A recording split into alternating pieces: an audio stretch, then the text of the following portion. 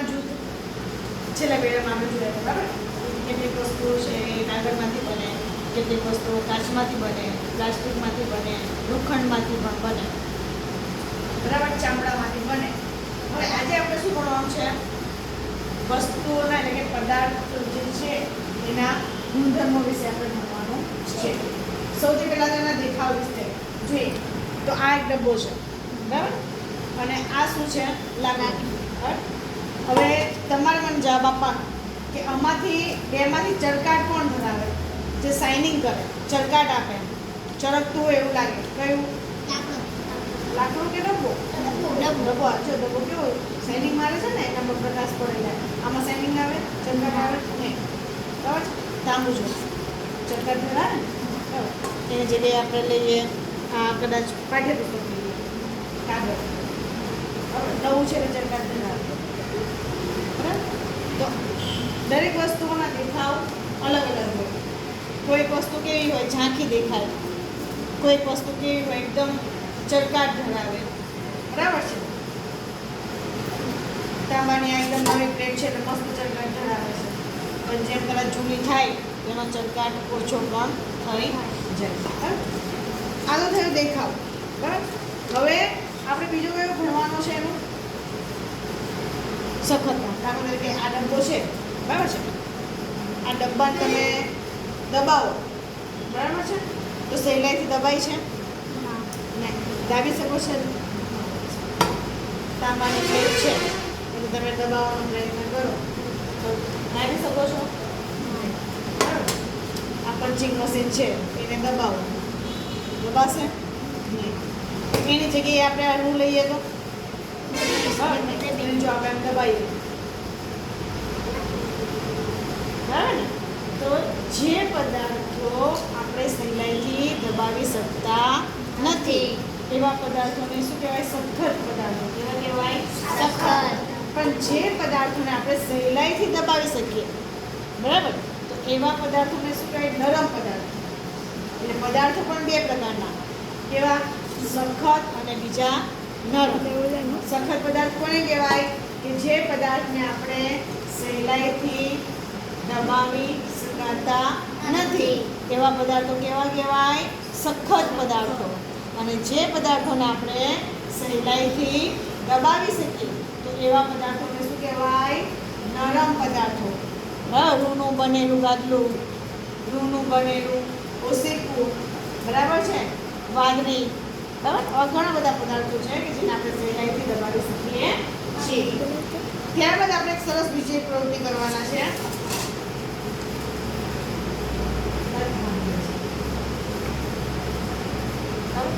એના માટે ચાલો સૌથી પહેલા તો આપણે પાણી લઈશું. લાવો તો પાણી બોટલ.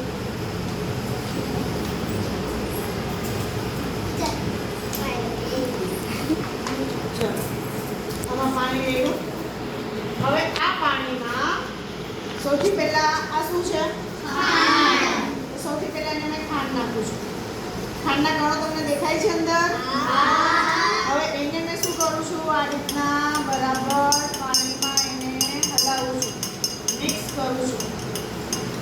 તો આપણે થોડીક વાર પછી એનું અવલોકન કરીએ અને જોઈશું કે ખાંડના કણો આપણને જે દેખાય છે, બરાબર છે, એ દેખાય છે કે નથી દેખાતા.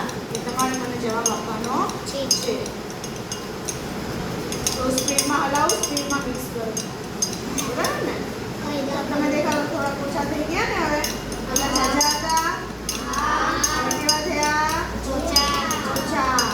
ખાંડના કણોની સાઈઝ મોટી હતી, હવે ધીમે ધીમે કેવી થતી જાય છે? નાની.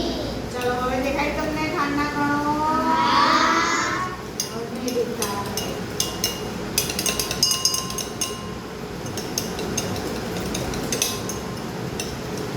ઓકે. ખાંડના કણ ક્યાં ગયા? ગાયબ થઈ ગયા?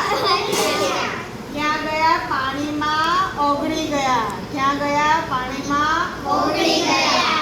એને શું કહેવાય? દ્રાવ્ય. જે પાણીમાં ઓગળી જાય એને શું કહેવાય? દ્રાવ્ય પદાર્થ. શું કહેવાય? દ્રાવ્ય પદાર્થ.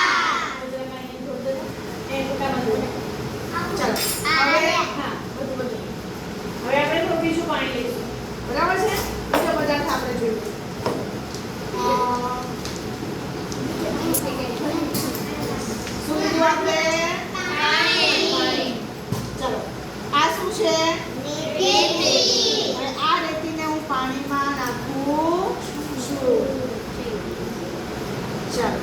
હવે એને આપણે જે રીતના ખાંડને આપણે પાણીમાં મિક્સ કરી ઓગાળી ને એ રીતના આપણે રેતીને ઓગાળીએ.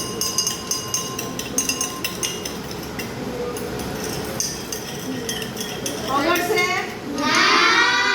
રેતી તો એવી ને એવી દેખાય છે. તો રેતી પાણીમાં ઓગળતી નથી. એટલે રેતીને શું કહેવાય? અદ્રાવ્ય પદાર્થ. શું કહેવાય? અદ્રાવ્ય પદાર્થ. જે પાણીમાં ઓગળતો નથી. એવા પદાર્થને શું કહેવાય? અદ્રાવ્ય પદાર્થ.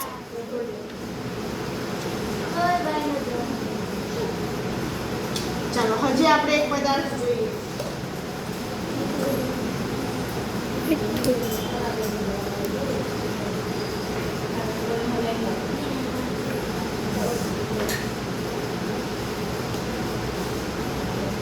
દ્રાવ્ય પદાર્થ કોને કહેવાય? જે પાણીમાં ઓગળી જાય. ચાલો ફરી આપણે પાણી લઈએ થોડું. શું લીધું? ચાલો હવે આ શું છે? આ મીઠાને આપણે પાણીમાં નાખીએ.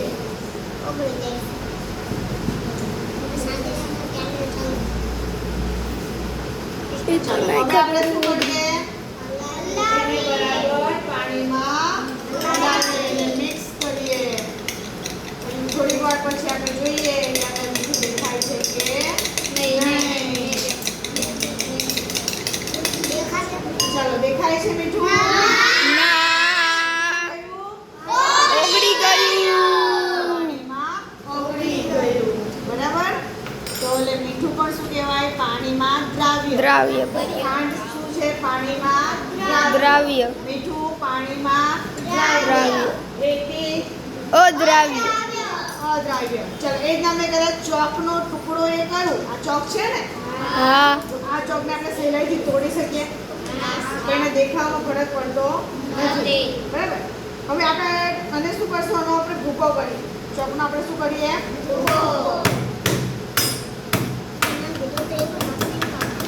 ઓકે.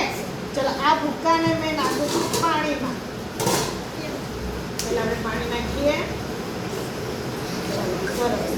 હવે આપણે શું કરીએ? ચોકના ભૂકાને આપણે પાણીમાં નાખ્યો.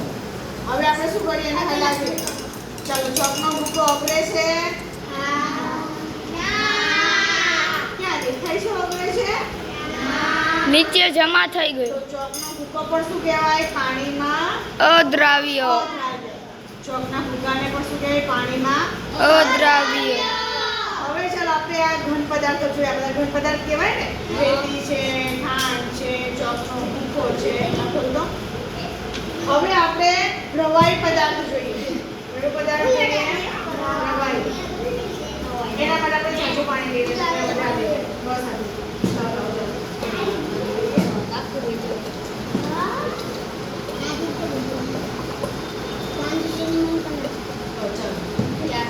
જાજુ પાણી લીધું ને આપણે. હવે આપણે શું કરીશું?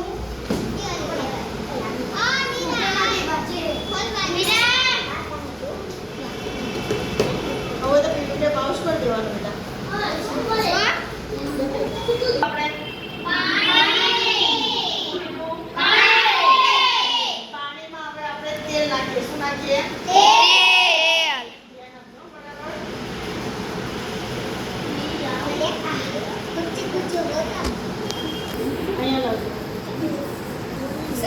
હવે આ તેલને હજુ મેં બરાબર ચમચીથી મિક્સ કરવાનો પ્રયત્ન કરું. હા, હલાયું? તેલ ઓગળ્યું અંદર પાણીમાં? તેલ ઓગળ્યું? ઉપર તરે. તરે છે. બરાબર? એટલે કોઈ પણ તૈલીય પ્રવાહી હોય એ પાણીમાં ઓગળતું નથી. પાણીમાં શું કહેવાય? અદ્રાવ્ય કહેવાય. શું કહેવાય? બરાબર? એટલે આજે આપણે પદાર્થના 3 ગુણધર્મો ભણ્યા. સખત પદાર્થ એટલે પદાર્થનો દેખાવ. બરાબર? પદાર્થનું સખતપણું અને બીજું દ્રાવ્ય અને અદ્રાવ્ય પદાર્થો. ઓકે? સમજાય છે બધાને?